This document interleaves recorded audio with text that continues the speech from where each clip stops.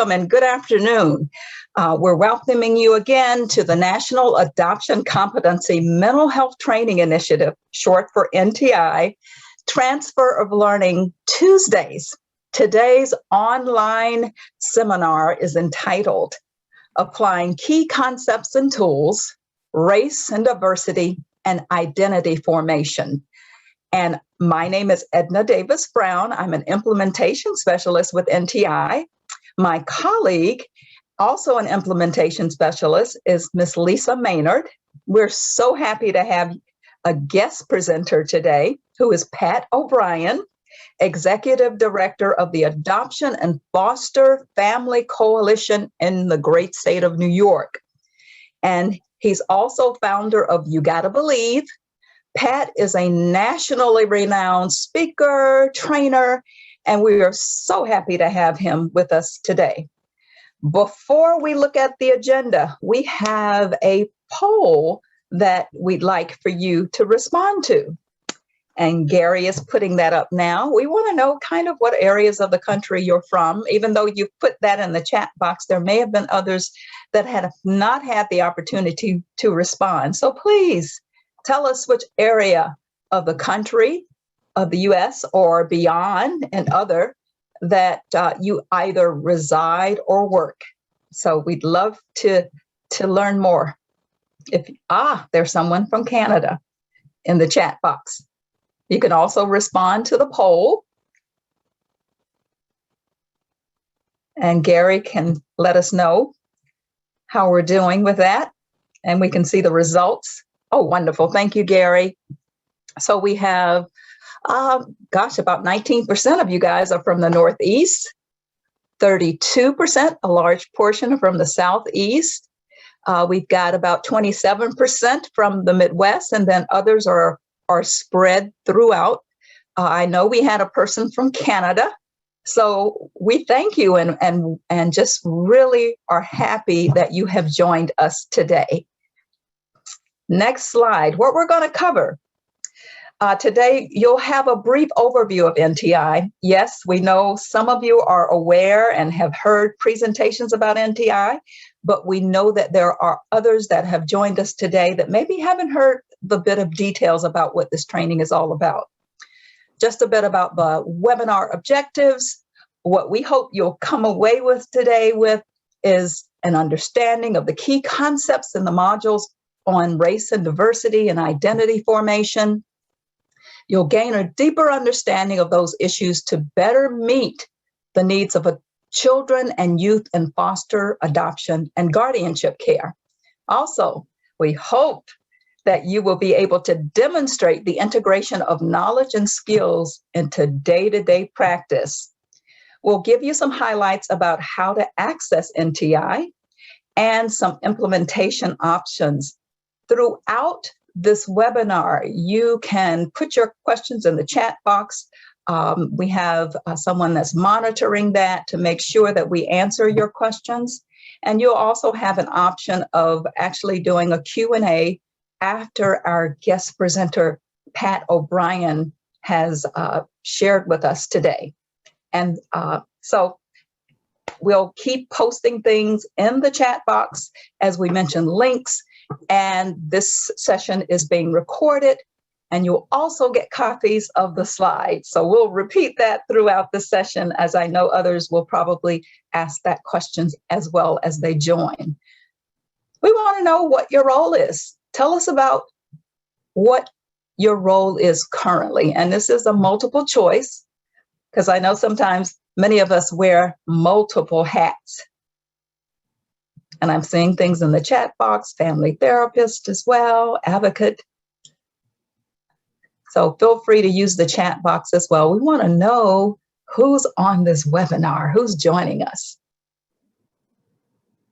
And we really, really appreciate you using the chat box. We're learning more about you, what brings you joy as well. So just a couple of more seconds. All right, so who do we have here? We have lots of social workers, welcome, and pretty much spread throughout, administrators, supervisors, We have others that have shared in the chat. I saw a couple of advocates, confidential intermediaries. So some interesting positions or roles that people are sharing. So thanks so much for participating in that. And we again welcome you for being a part of today's session.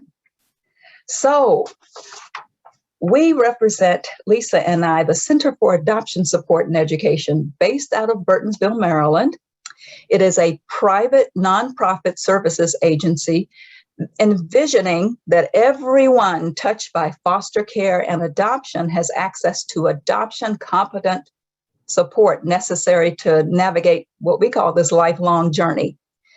Now, NTI, which we'll talk about in a second, builds upon the firm foundation of unique experiences and core values of C.A.S.E. In terms of we provide competent clinical services, we provide adoption competent training for professionals, and we have lots of publications and educational programs, which you can find on the website on the page www.adoptionsupport.org. So through our work, we've seen a need for change in how we address the mental health needs of children. The Children's Bureau grant has given us an opportunity to help address some of these gaps. A little bit more of an overview. This was was a 5-year research initiative. And of course, since that time, we've had rollover funds and additional funding to create state-of-the-art web-based trainings for child welfare and mental health professionals designed to really enhance the capacity of professionals to understand and address the mental health challenges of children and youth in foster care, adoption, and guardianship. So it really, really gets at those core skills to support children to heal from trauma and loss, provide parents with skills to parent more effectively, and improve child and family well-being to increase stability. So let's take a closer look at the NTI curricula. Lisa. Thanks, Edna. So yeah, we have 2 separate curriculum. One is for child welfare professionals and the other for mental health professionals. And you can see here, it just tells a little bit of an overview what is included. The child welfare curriculum is 20 hours, and there is a supervisor component to help supervisors really integrate the NTI training, the tools, the knowledge, and the skills into staff day-to-day practice. And that's an additional 5 hours. There are 8 modules in the child welfare curriculum, and it's been approved for 20 NASW credits for the child welfare curriculum, and for the supervisors for 25 continuing education credits. The mental health curriculum has 10 interactive modules. So this is 2 more than are on the child welfare curriculum.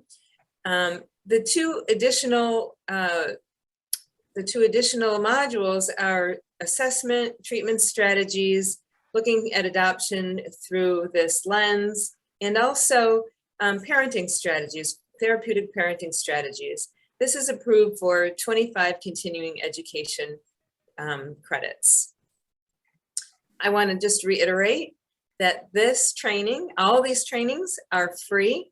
They're web-based, self-paced, and free. And again, as Pat always reminds us, not exactly free because it was funded by the Children's Bureau. So a really great program that has taken a lot of time, a lot of money, but it becomes free to you. So why is specialized training needed? You know, we often get this question. I've heard this from therapists and child welfare professionals throughout the years who say that, you know, we've been doing this for a long time. We know what it is.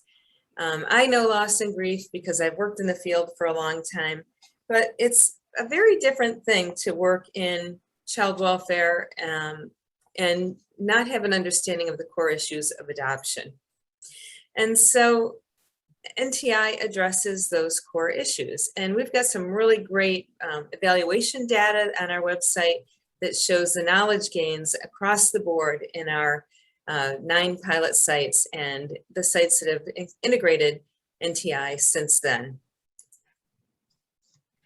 Here are some statistics that help us understand why we need to do the work and have a better understanding of adoption, foster care, guardianship. The American Academy of Pediatrics estimates that up to 80% of children come into foster care with a significant mental health need. 80%. That's beyond significant. That's almost all these children come into our care with a mental health need. Adoptive families utilize clinical services at triple the rate of families by birth. And here's some of the statistics about that. Foster and adoptive parents report 1/3 of children have emotional problems and 40% educational problems. And so we address all the issues that are needed to be paid attention to in foster care and adoption. They're unique. The core issues of adoption are unique, and we really want to be making sure that folks have a foundational knowledge when we're working with the children and families. Okay, so we're going to transition here to Pat O'Brien. This webinar is focusing on understanding race and diversity and also identity formation, because they are a great impact on adoptive children and families. Take it away, Pat. All right. Do I have access to my slides? Because it says I'm viewing Lisa Maynard's screen.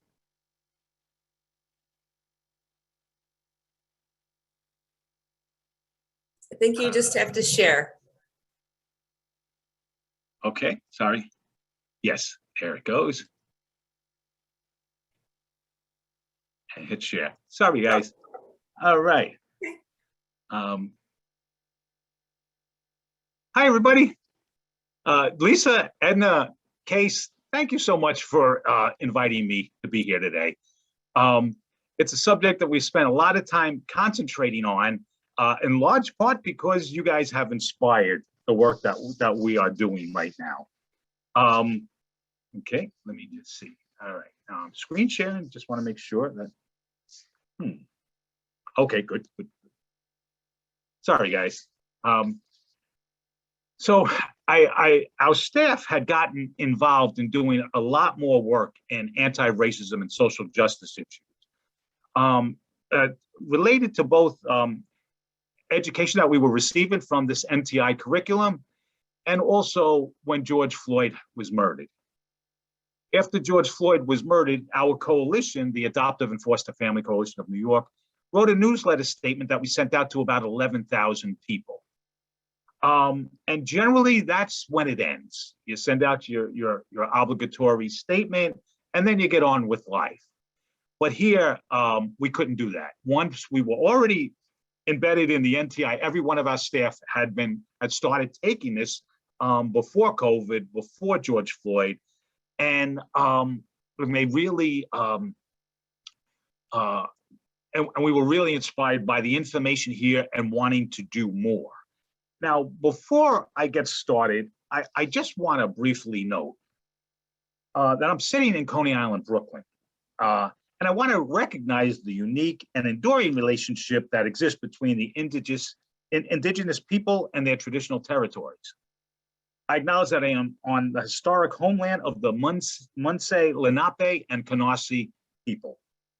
Please let this little statement I am making in this moment serve as a reminder of our ongoing efforts to recognize, to honor, to reconcile, and to partner with the Munsee, Lenape, and the Canarsie people whose lands and water we benefit from today.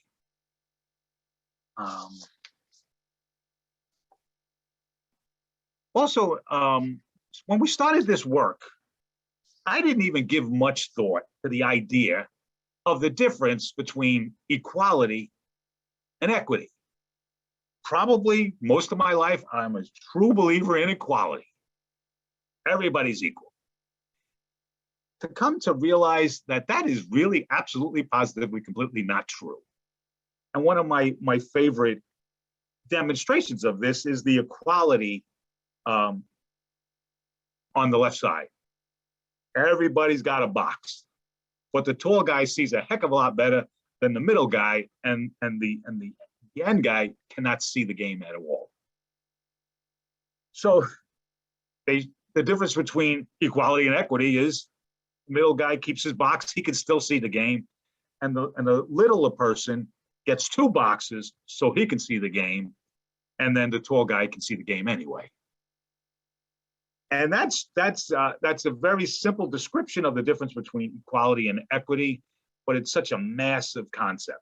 Now, in this particular meme, the reality that we very often live in is the reality there. The guy gets 6 boxes, and the little person is stuck in a hole. And then I love the idea of liberation. Well, if we could just take the fence down, we can all watch the game. So, so I just wanted to start with that little cartoon. So wanted to answer some of the questions that they asked. How was NTI implemented in your practice, your service area, or your agency? And as a result of the work we were doing, we were inspired to create 4 anti-racism and social justice committees within our organization, within our coalition. We have a resources and toolkits committee. We have a professional development committee. We have an events committee that actually puts on events. We have an advocacy committee that really works on specific equity and issues. So I just wanted to talk a little bit about that. Let me start with the resources and toolkits committee.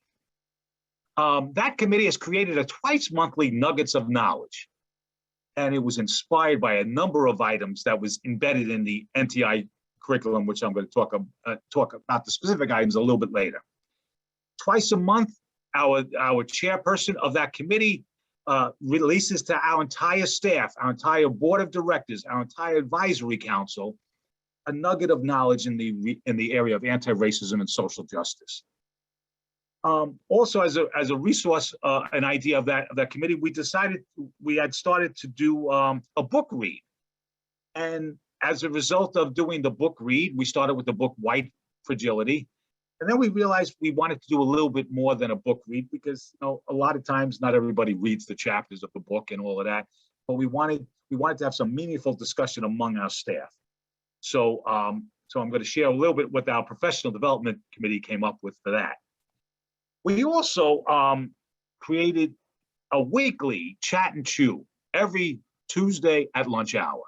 We get together and we talk either about a nugget that was distributed during the month or about an event that might be happening in the news that week or that month that's on people's minds, again, related to anti-racism and social justice issues. And this resource committee is creating a very valuable tool, which we started in the process of creating, where we're going to come up with 6 RAC cards that we can make available to our staff to share with the families on topics of racial identity, unconscious bias, privilege and white privilege, raising anti-racist children, whether they're children of color or white children. We call this 5th one, parent security and fear, but also focusing in on the self-care of the parents. And then our last one is talking to our children about race and racism. And we finally got a mock-up on our first. I want to show it to you, and we're going to have 6 of these as we continue to do our work in our resources and toolkits committee. So this is an example of what we're going to do. The first one is identity, and the series is going to be called Understanding Race and Racism. And then we have and the first of the 6, it's going to be a 6-card series, is identity. And this is information I'm sure we got out of the NTI curriculum. It's a positive sense of identity is crucial for the development of self-esteem and confidence. A healthy sense of identity also helps individuals be more open to people from other backgrounds because they are less likely to fear differences or put other people down and feel better about themselves. So that's the front of the card or the top of the card, whether it's a RAC card or 5x7 front and back. And then in the tool committee that we're giving families, we're going to, in the area of identity, we're going to be talking about individualism, celebrating others' identities, outside influences on identity, and supporting the child's experience, identifying dissidents. And then on the back of the card, there it is. We explain what individualism and give a link.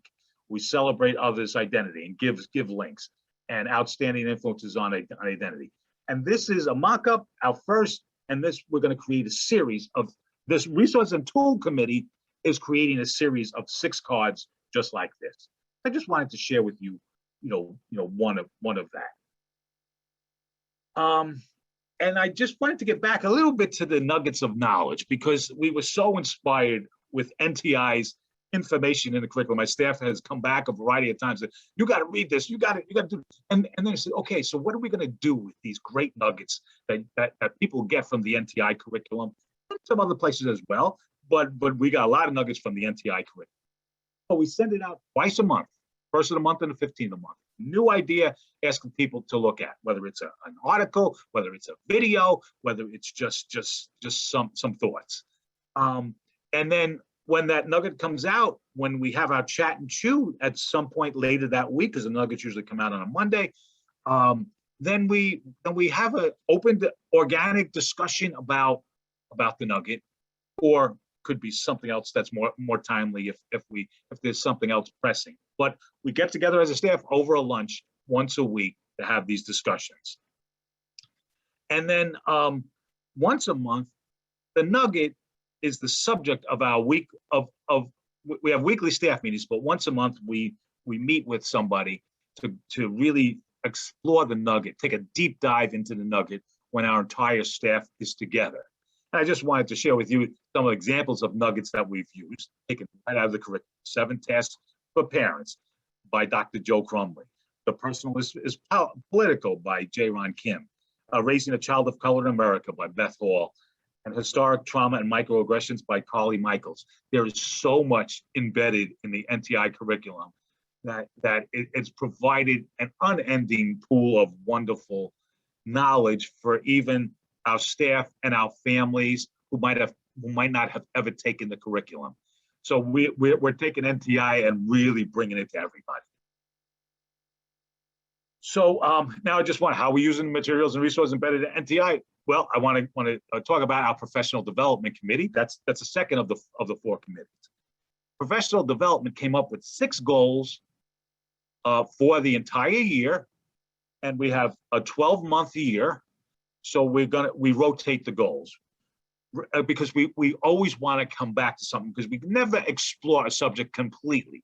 So we talk about these goals, and then after 6 months, the 7th month, we just do it again. Recognizing and understanding and rectifying implicit bias in ourselves and others. That's one goal. Understanding how racism and social injustice shapes one's identity. That's another goal. We gain skills regarding how to engage parents and youth in conversations about racism and social injustice. We learn how to support foster, kinship, and adoptive parents as they raise children of color, which we have a large post-adoption program at our organization. We learn how to manage divergent perspectives within families, communities, and media. And we appreciate the common ground and to celebrate the differences of all individuals. So those are the concentration of areas that we've incorporated in our annual conference, which the last couple of years has been our annual virtual conference. We have quarterly all-staff meetings. We embed these concepts in our quarterly all-staff meetings. In the first year that we did this, the first half of the year, we did the book read, and that was something the Professional Development Committee had come up with. We surveyed the staff out of a variety of books. The book White Fragility had been picked. And then we realized after 6 months, book read, one, not everybody reads the book. And two, we're concentrating too much time on that specific thing. So we went back to the nuggets then. And we brought in an outside expert who's going to lead us in conversations about nuggets that are related to these 6 goals. And once a month, our entire staff and the consultant have a real deep dive conversation on a variety of issues that come up in the nuggets. How are we using materials and resources? Our events committee. We have a committee that actually brings events to our wider audience of parents in New York State, our wider audience of parents in our post-adoption program, and of course now in this virtual world, our wider audience of the entire world. So we created a couple of events around this. We had a panel of parents of a two-part series, a panel of parents of color talk about raising children of color. And this was what we sent around, and this was the public, the public relations part, getting everybody involved in this particular lesson that our events committee put on. We also had a panel of adult adoptees of color raised by white parents, and we did 2 live sessions that were taped for future as well. Sorry, I hit the wrong button. So we did that as well, and we invited the whole community involved in listening to the panel that we put together, and it was recorded on Zoom, so it is available to everybody in perpetuity. All our events. We did an entire thing on the use of language in our anti-racism work, and that was a 3-part series, and of course taped with a local professor who was a leader in this area, and we could of course use this for future discussions as well. And I did the backspace thing again. Here I go. And it was the language of anti-racism parenting. It was a 3-part event, and it was and these events had well attendance when we did them live, but we also have them to show families. So when new families come through, and we remember something really deep happened during that meeting, we can send the meeting to people in a link. So that's our events committee. And our final committee is our advocacy committee. We had made a strong decision in the early part of the work that we were going to do in our advocacy committee, is that particularly because it related to anti-racism and social justice, probably the worst abused people in regard to the foster care system and the disproportionality of African-American children in our system and the targeting of their parents, that we wanted to do whatever we can to develop an alliance with impacted parents and see if some of our advocacy where we can get together and really create some change in our system. Interestingly enough, one of the first issues that we had bonded on, and actually legislation got sent to me that's going to be introduced very soon in the New York State legislature, is ending the idea of anonymous calls to the Central Child Abuse Registry.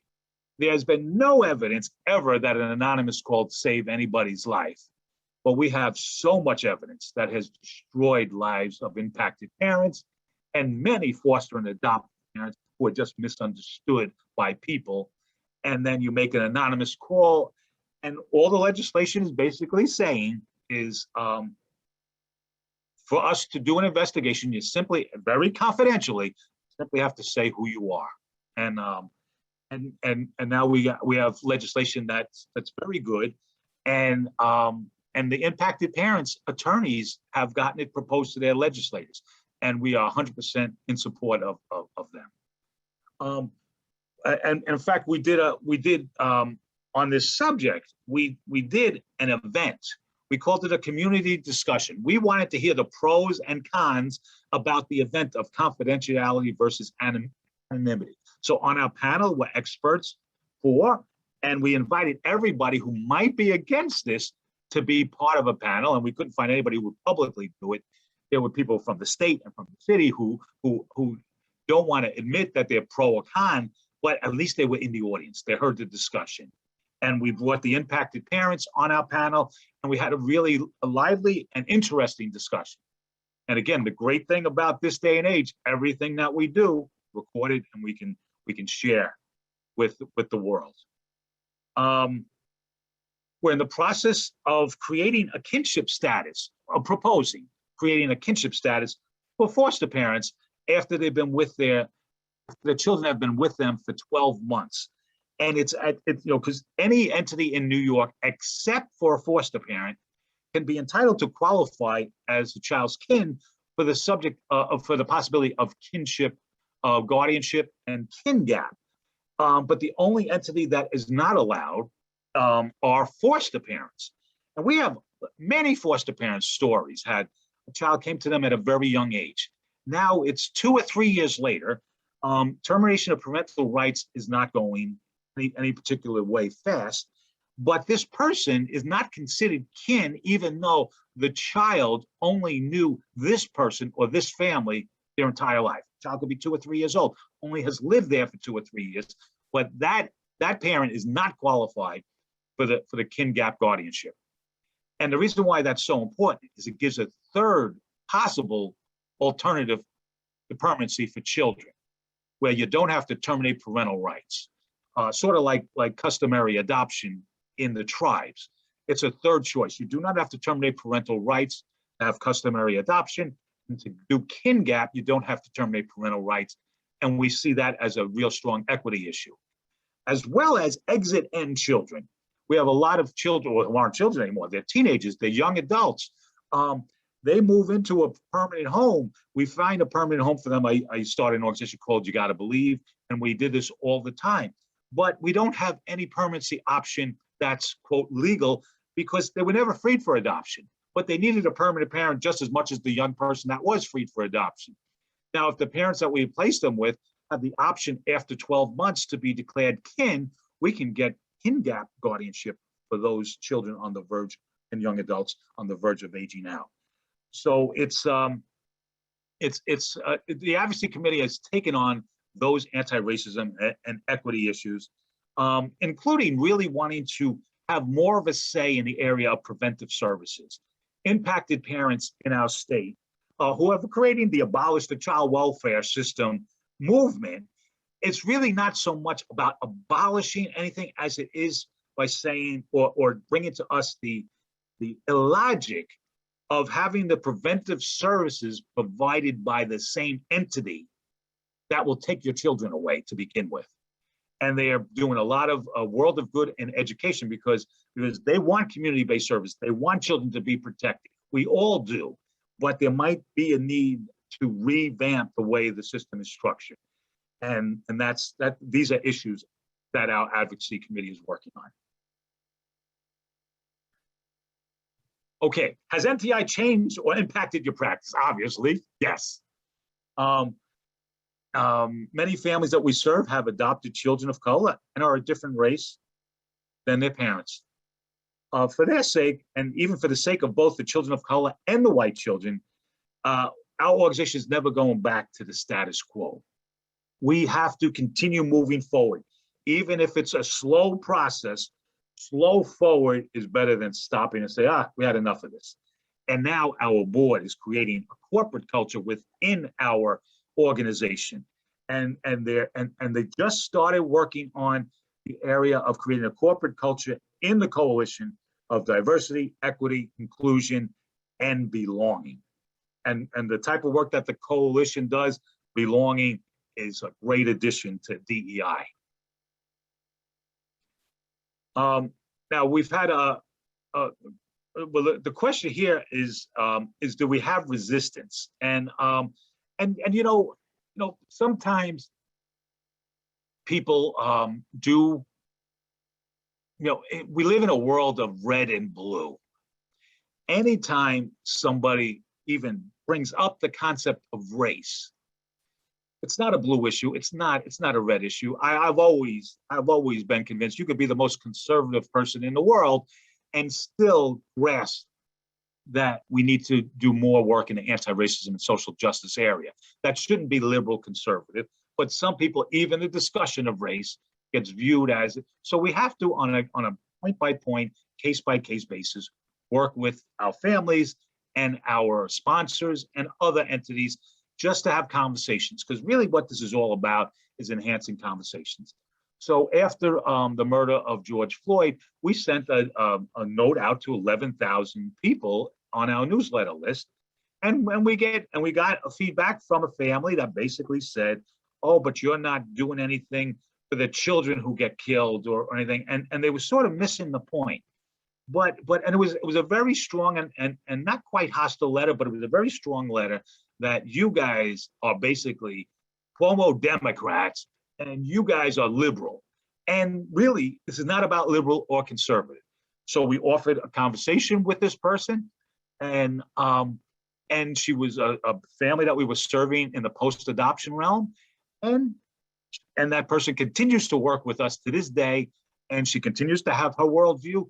We continue to do this work, and we're working together. Even if we had no influence over the way that she was viewing her perspective on this subject, at least she had the respect to continue to work with us because she needed our help, and we continue to serve her and her family. Next question is, what do you count among your successes? So our first major success is we're making it to our second year. We've done a whole full year of this anti-racism and social justice work. In our first year, a lot of our staff in particular, we did a lot of education, did a lot of listening. So our second year, we're committed to do a lot more practicing, a lot more repetition, sort of like serve and repeat for our staff. We want to constantly have the dialogue. So far what we have done is we created real life case scenarios to practice at our staff meetings. So that our last staff meeting, our monthly consultant came in and used real life examples where we were able to break up the staff into groups, and they come up with some really good practical solutions, which they're going to be able to use in their day-to-day work with their adoptive parents that they're working on. We are, in fact, this afternoon, I'm going to my second meeting on developing a project learning experience for our staff this year, where we're going to have our staff break into groups. Like sometimes if you went to social work school, sometimes you did class projects. We're going to be working with our staff to create a project lesson and then present it to the rest of the staff. And we also have a 6-week series called the Reframing Parenting Series, which is really helping our families who come to us understand there's a major difference between the way that they parented their biological children and the way that their biological parents parented them. And we want them to reframe the way they view parenting, because they're raising children of loss and trauma. And we're going to bring some of these case scenarios and some role plays into the curriculum as well. And our most recent addition to this is Angela Tucker, who's a very well-known adult adoptee who had a documentary made about her called Closure. She has created a 2-hour workshop called Cultivating an Anti-Racism Support Network for Transracial Adoptees, where she does a workshop to not just the adoptive parents.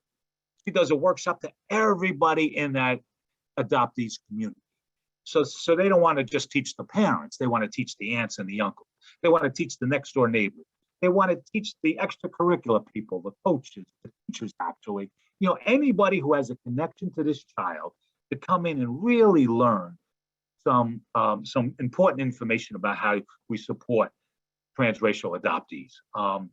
So I just wanted to share that these are examples of our second year and how we're going to be doing more practice as well as education and learning, which will continue as well. The final thought here is, how do you approach sustainability, which is a great question. I'm glad you asked that. First of all, we had a very generous board member. Her name is Jennifer Davis, and she knew that we were doing this work, and she is so dedicated to this work that she just donated $5,000 to fund the work, which allowed us to bring in some really great speakers and allowed us to really educate our staff. And we're going to look for more funding to incorporate more work as we go on in this particular year. And in particular, I'm hoping that we can get a lot of funding for our families and their networks of people to work with Angela Tucker. I do a live radio broadcast every Sunday night. And just 2 nights ago, I interviewed Angela Tucker about her program and about her training. And she has done this with 10 families so far. And the least amount of people that came to any of those 10 sessions was 30 people. And she had one family that brought 80 people with them.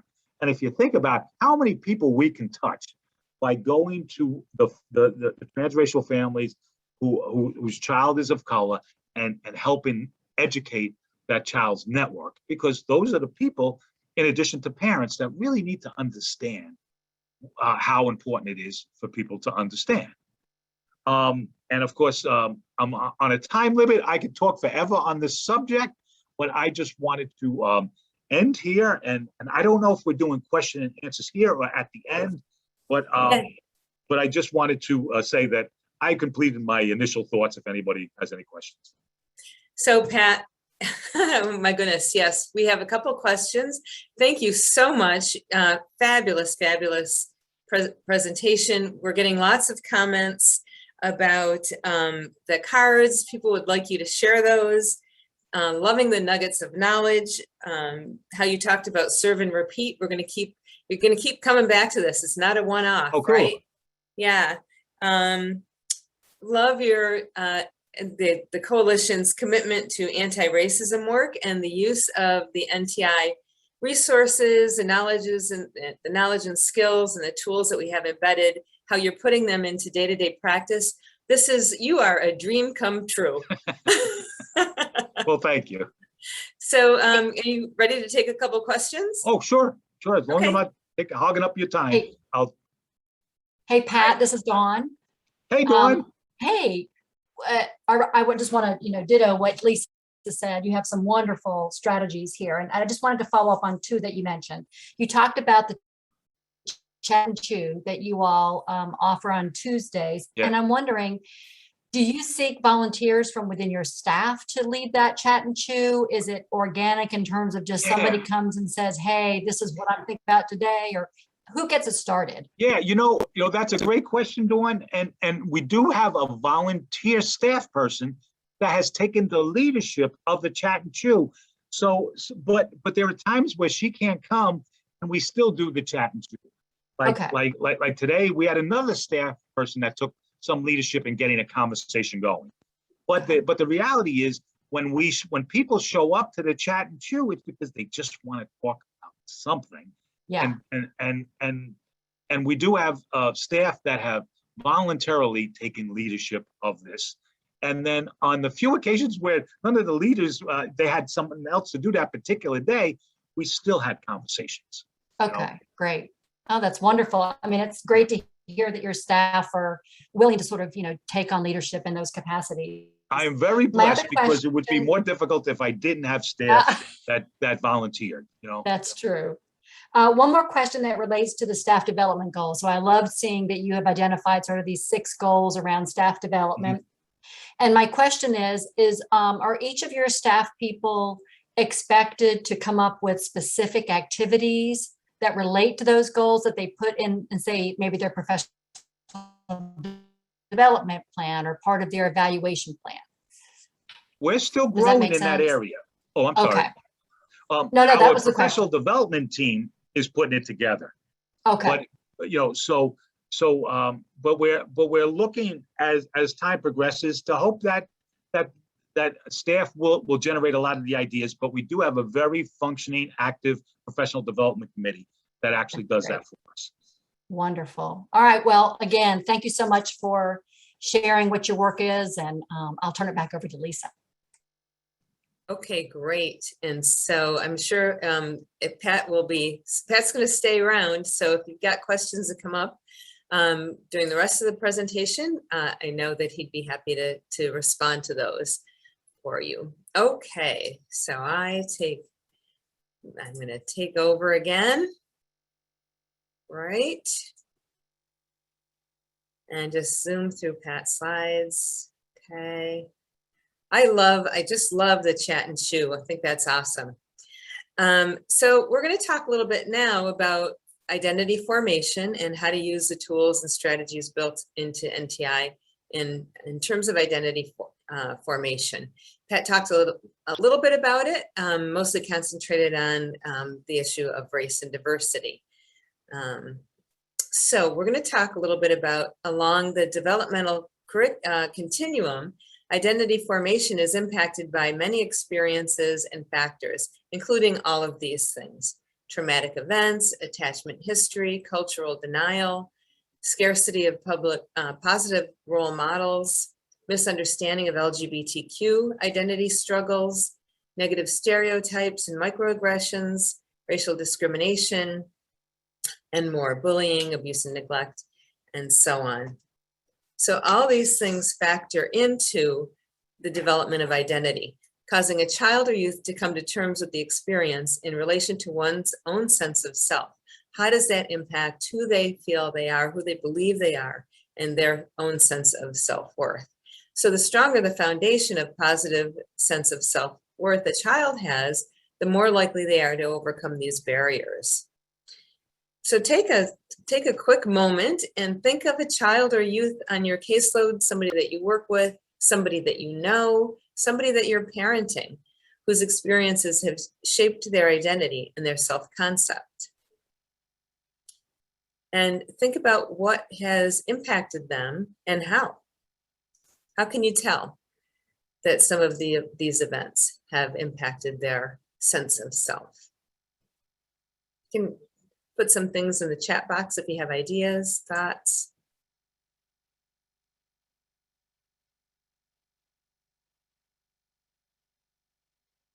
Yeah.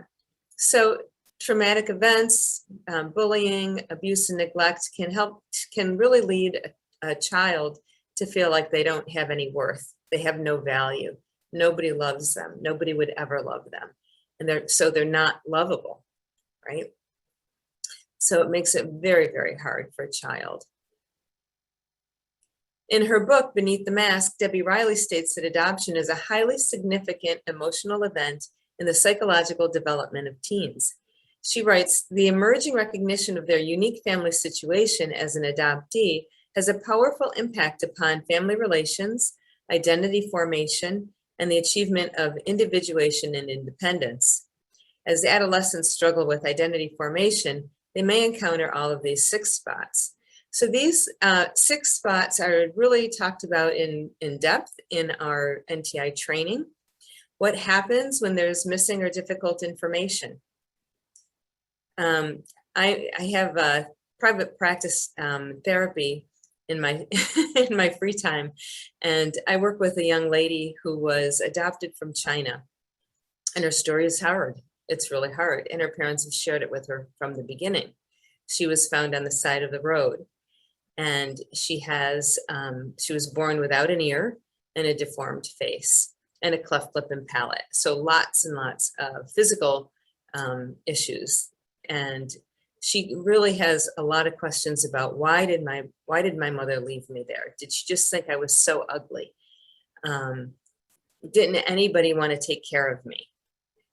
Those questions have really impacted her identity formation. I've been seeing her since she was about 4. She's now 13, and off and on through the years, she'd come in. And kids are mean. 13-year-old girls can be really nasty. And a girl told her that she really didn't belong in her family, and her real mother didn't love her because her face was deformed. And so these things really impact identity. So having to work on who am I really at my core?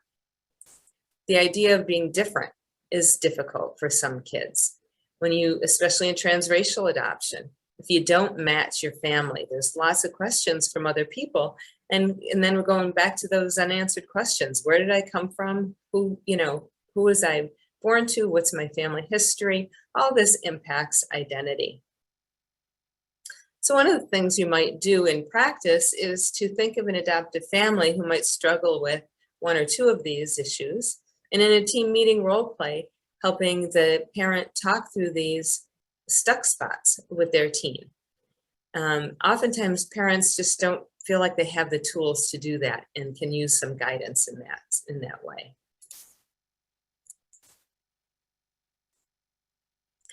Adolescence is a great time for exploration and searching for answers for all teens. I mean, that whole idea of individuation, separation, that is the primary goal of adolescence. So all kids will look for the answers. Who am I? Who am I like? And who do I look like? Who am I going to separate from? For youth in adoptive and guardianship homes, these questions are more complex, and sometimes the answers are not readily available. I'm an adoptive parent, and when my son was about 16 years old, that whole idea of identity was looming large for him. And I said, you know, we should talk about it. I'm a therapist. We should talk about it. Let's talk about your feelings. And he said, how do you know? How do you know I want to talk about my feelings? How do you know who I'm even like? Maybe I'm not even like you. Maybe I'm just like my birth father. And I kind of like took a step backwards. Holy cow. Yeah, you might be like your birth father. We had talked a lot about his birth mother over the years. Again, not much information, but we had had conversations, but really had not had many conversations about his birth father. So how do I separate not only from my dad, but my birth father, who I don't know anything about? Really tough questions. Who am I like? Who am I going to separate from? When there are unanswered questions about birth family, oftentimes teens develop a fantasy birth parent to fill in the missing information. Makes sense, right? I don't know it, so I'm going to just guess. I'm going to make it up. The fantasy birth parent may have positive or negative attributes, but this fantasy can be powerful and a powerful influence on the youth's struggle to determine their own identity. Likewise, information learned for the first time in adolescence and even in later years can lead a person to believe that their destiny was predetermined. When that information is negative, it can be unnecessarily harmful. Open communication about information before the child reaches adolescence, and I would say as early as possible, talk about the truth, tell the truth in age-appropriate ways. I'm also working with an adult adoptee who just learned her original name and was really, really angry that her parents didn't tell her what her original name was. It was on her original birth certificate, which of course nobody had access to in New York State until about a year ago. And they didn't know, but that was really difficult for her to sort of come to terms with. Am I Samantha or am I Kristen? You know, who am I? So the therapeutic work that places information in a reality-based context for the child can really help to reduce negative consequences during this period. The mysteries of birth family can interfere with healthy mental health and development. Share the information. This is a big theme in the NTI training. How to talk to children and teens about their adoption. How to talk to children and teens about their difficult information. Where did they come from and why?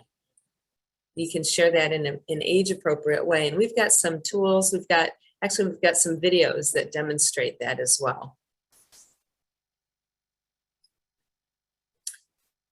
So in the second module of NTI, we learn about the importance of youth knowing their complete true story and timeline of events. Again, we're talking about sort of the same thing here. Helping to elicit the memories and facilitate the youth putting their story together in some coherent way and helping to elicit memories that they have about their experiences in a safe environment. Some memories can be painful and have open conversations about missing and difficult information can be hard to do. But taking it slow, doing it in baby steps can be really useful. So we have a number of tools that can work to help kids tell their story. You may have seen some of these in your work over the years, and there's some new ones too. So storyboarding is a fun way to get kids to talk about their stories. It's basically drawing some pictures and telling a story through pictures. This is just one representation. We've got a number of resources built into the curriculum for you to use.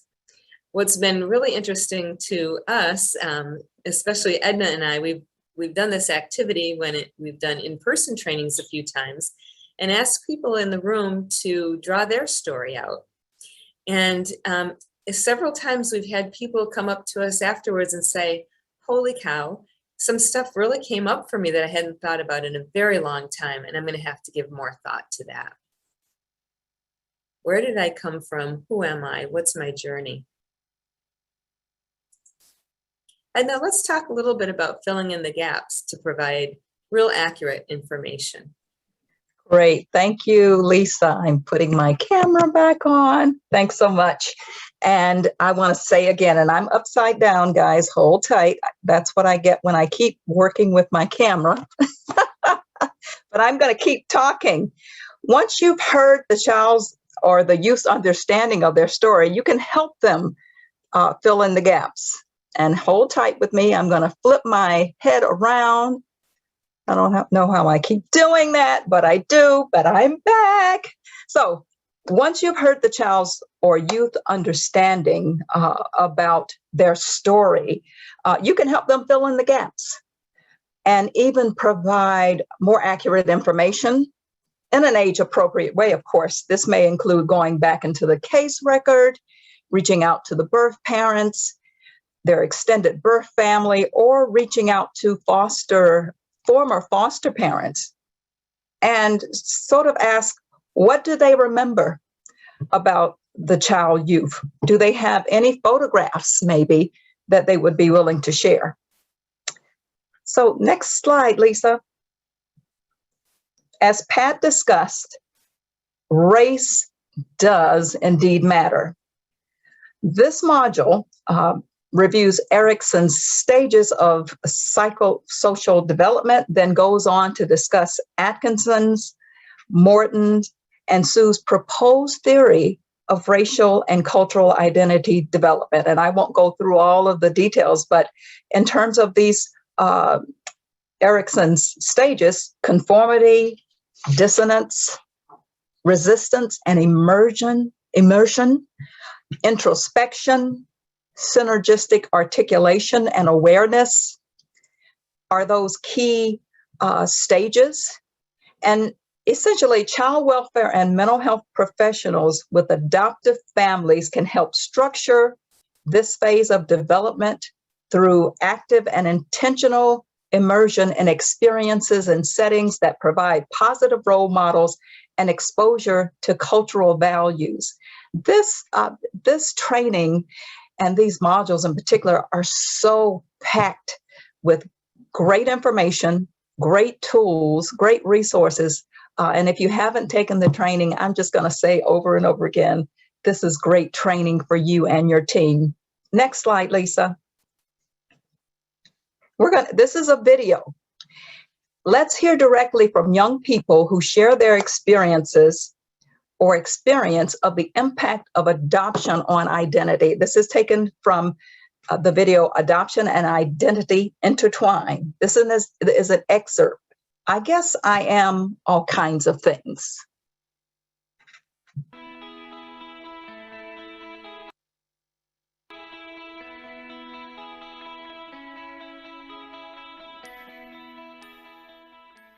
I'm Lucy Bowser. I'm Leah. I'm Meryl Davis.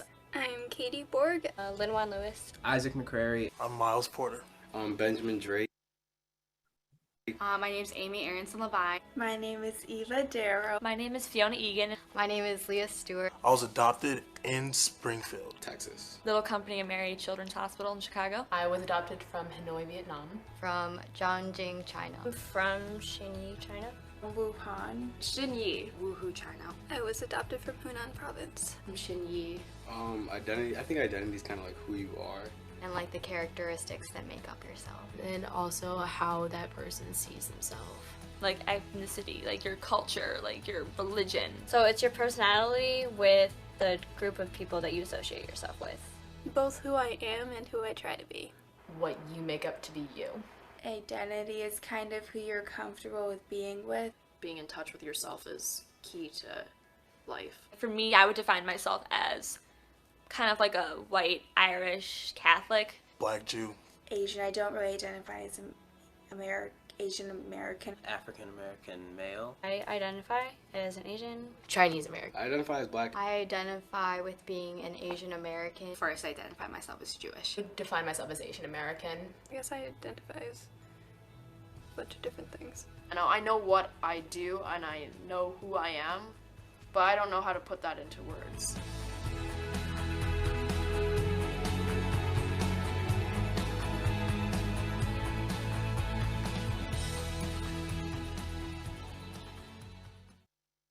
Great. Thank you, Lisa. One of the things I'd like to mention is that this training has embedded throughout some wonderful videos and tools that you can not only use with your staff, but in discussions with parents and discussions with youth, particularly in this case about identity and identity formation. So a great segment. What do you think, what percentage of adoptees you think search? Maybe you can put that in your chat box. What percentage of adoptees search? And according to Brzezinski, all of them probably 100%. Curiosity is normal and likely to be an emotional roller coaster, much like the picture that you see here. And I see people putting their thoughts in chat, 100% to 75 to 100%. So yes, potentially all of them of adoptees search, so to speak. Next slide. Yep, if I could interject, not everybody searches to have a reunion. Some people are just searching to really fill in the gaps of their identity, and that's an important thing to acknowledge as well. Great, thank you, Lisa. So, work with youth and adoptive parents or guardians to set boundaries for emerging relationships. So it's really this work that you're doing. Likely, it's important for parents to remain supportive and not critical as youth navigate this new relationship. The first rush of excitement will become normalized, and decisions can be made about the nature of that relationship. So one of the things that we do often, or we're doing more so, is talking to case managers and supervisors about how to work with their teams and ask key questions around some of this content.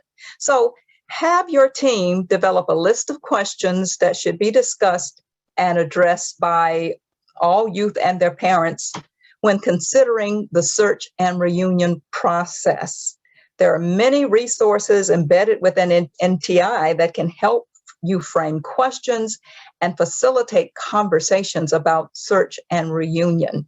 So again, more of the tools and resources, but it might be a good thing to just brainstorm with your staff around some of those questions that they think might be important as well. Next slide, Lisa. So NTI trainings, they're designed to support children to heal from trauma and loss. They provide parents with skills to parent more effectively and improves child and family well-being and increase family stability. So we really, really focus on advancing practice for permanency and well-being with NTI. So Lisa, you want to talk about how people can access this wonderful training? Yes, I would. And thank you, Edna. I want to start by saying there are a number of states that we have not made any headway in. And if you are from one of these states, we would love to work with you. Edna and I, it's our job to help implement training, the NTI training in all states, tribes, and territories across the US. And whether that means in a statewide organization, in a public or private agency, or in a smaller agency, child welfare or adoption agency. And we're happy to do that. So there are a number of states, as I said, that we have not yet gotten into. We're in about, I think, 27 states right now. Arizona, Connecticut, New Hampshire, Rhode Island, Washington, D.C., Pennsylvania, Virginia, Florida, North Carolina, Missouri, Montana, Wyoming, Utah, New Mexico, Alaska, and Hawaii. So those are the states that we'd really love to get a little bit of an inroad to. If you've got any connections in any of those states, we would love to hear from you. We're going to share our contact information at the end, and maybe Gary could drop that in to the chat box as well. So as we've been saying, NTI is web-based, self-paced, and free. And there are a number of ways to access NTI. You can access NTI on the C.A.S.E learning management system. And this is the landing page for accessing NTI. And we'll put that in the chat box as well. Click on Access C.A.S.E LMS or Access on CapLearn. CapLearn is the Children's Bureau's learning platform, and you can get NTI through that as well.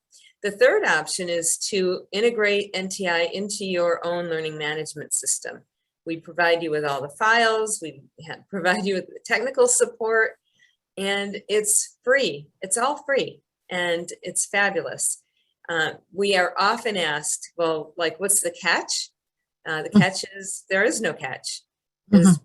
As Pat reminds us over and over again, it's not exactly free because we were awarded a federal grant to create this, to distribute it, to integrate it, and to support NTI's integration across the country. So 3 different ways to integrate this into your training milieu. And Edna and I are more than happy to help you figure it out if you're having any questions and trouble accessing that. NTI has a national directory of NTI trained professionals. What this is a list of people who have completed NTI. Upon completion, you just upload the certificate of completion, and you're added to our directory. This is a great resource for both child welfare, mental health professionals, and foster and adoptive parents to get an idea of who in their state has had this training and at least a foundational knowledge and understanding of adoption and foster care, kinship and guardianship. So that's pretty easy to access. Again, this is all on our website, adoptionsupport.org/NTI. And you see right up here, National NTI Directory, you'll find lots of names there. Great. Thank you, Lisa. I want to invite you to come to or be a part of our next webinar in September. It's part 3, applying NTI concepts and tools, promoting family stability. And we will have a couple of folks from states presenting how they've integrated specifically the modules around this topic and tools in their day-to-day practice, how they've worked with their case managers. So you don't want to miss yet another opportunity to learn more about how folks in the field are actually putting NTI into practice. Now, I must have to say that, Pat, you were outstanding. We were just blown away about the extent of how your organization is integrating concepts of NTI. We want to thank you so much. If we can go to the next slide, I want to just personally thank Pat. I have his picture up. Now, I have to say, when I've seen Pat often, he's had on a Hawaiian shirt. I'm like, are you in Hawaii or what? And he always has Coney Island behind him because he lives near that area. So Pat, thank you from the bottom of our hearts for being with us today. And we're going to be calling you in on some other things. I want you to join us again for some other opportunities. Your curriculum is amazing and my staff love it. Thank you. And I hope I'm not speaking out of turn, Pat, but we are going to share, once your cards that you mentioned are final, we want to share those with the folks on this webinar and possibly highlight them on our website. So you've got some great tools and resources. So thank you. So any other questions or comments that we want to highlight? Dawn, Lisa, you see anything on the screen that we might want to highlight? I know folks, the folks in South Carolina, you have a tornado warning, seek shelter, be safe. Absolutely. I am not seeing too, here's a question. When should children be told the truth? As early as possible, how you frame Yeah, so let's see who that question was from. Oh, Don is responding. Yeah, that was a question that where the person asked, they have somebody, let's see, what was it? I can't remember who asked this question, but they were asking at what age should you, talk to kids about. In the GAL program, we have children with terrible experiences before entering the program. At what age is it appropriate to give them the truth? And so my response was, well, as early as possible, and you want to do it in a way that's developmentally appropriate. So you're not going to tell a 3-year-old that they're the product of a rape. I mean, that's not appropriate. Obviously, as they get older, you're going to share that information in ways that they can understand. But certainly by the time kids are teenagers, they should know their story. I mean, we shouldn't be waiting for some magic age, because there's not a magic age when kids suddenly get it or can understand it or appreciate it.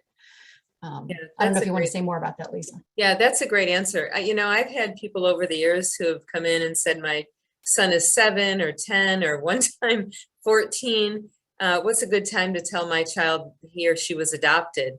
And, it just gets harder and harder to do. It's so much easier to have those conversations when a child is very young.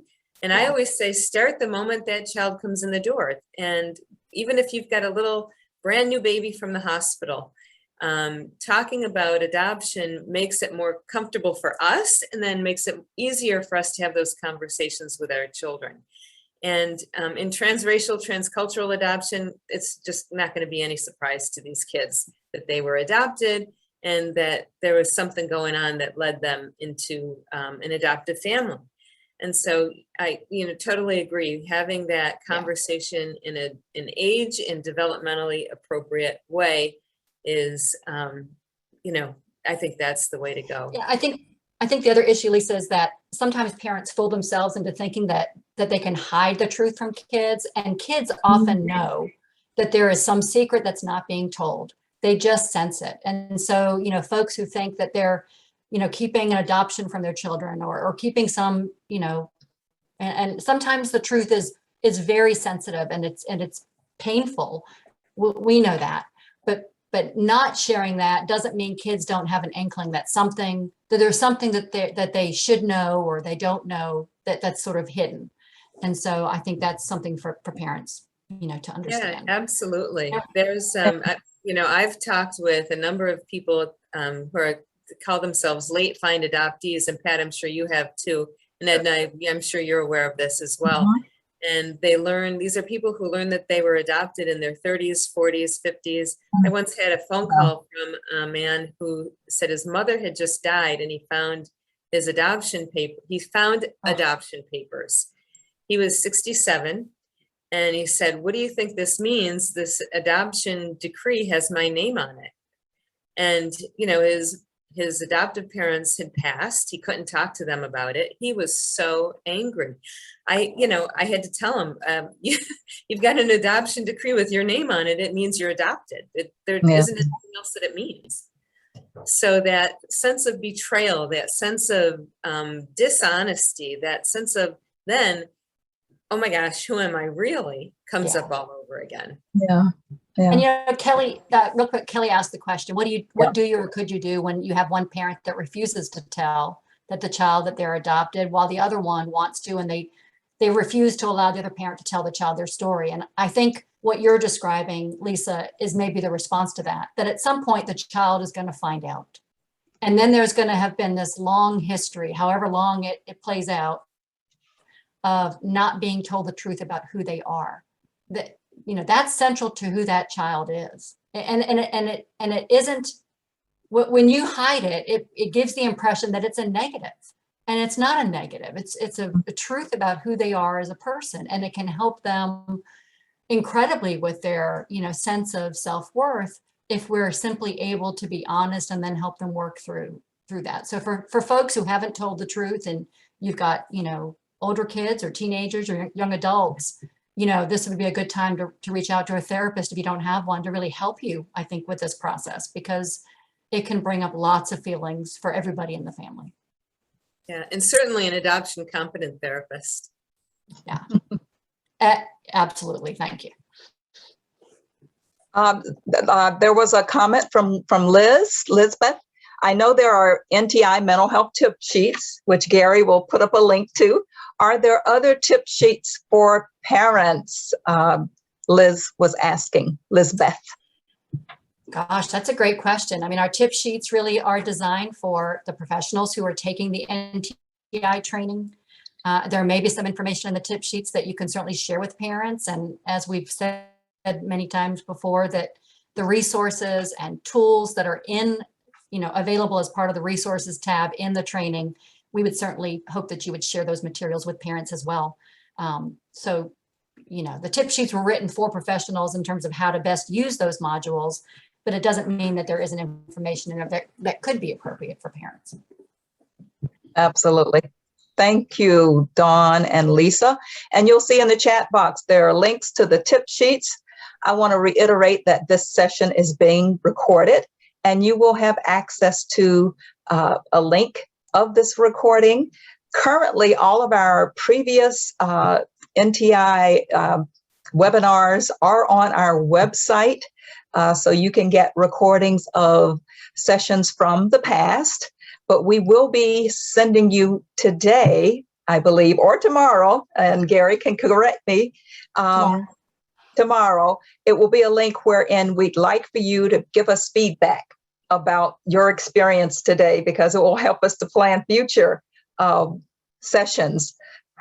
Your impressions, feedback, comments are certainly welcome. Sorry, and that will pop up right now, like in a minute. Thank as you. we exit the. Okay, so as you exit the webinar today, you'll have a link that pops up. The other thing is that you will also be sent a link that you can pull up a printed version of a certificate of participation. So for today's hour-and-a-half session, that has been embedded and will be sent via Gary, likely tomorrow or the day after as well. So be on the lookout. And of course, that's contingent upon you completing the evaluation. Again, we want to hear from you, get your feedback. So with that in mind, on the screen, you'll see our contact information, both for Lisa and myself. If you would like to send us additional questions, if you're from those states that haven't started using NTI and you are ready to get started, Lisa and I are more than willing to get you on board. Hawaii, where are you? But anyway, we're looking forward to working with you. Thank you so much for joining us. Until next time, bye-bye, so long, and stay safe. Thank you. Thanks, Edna. Thanks, Pat. Bye, everybody.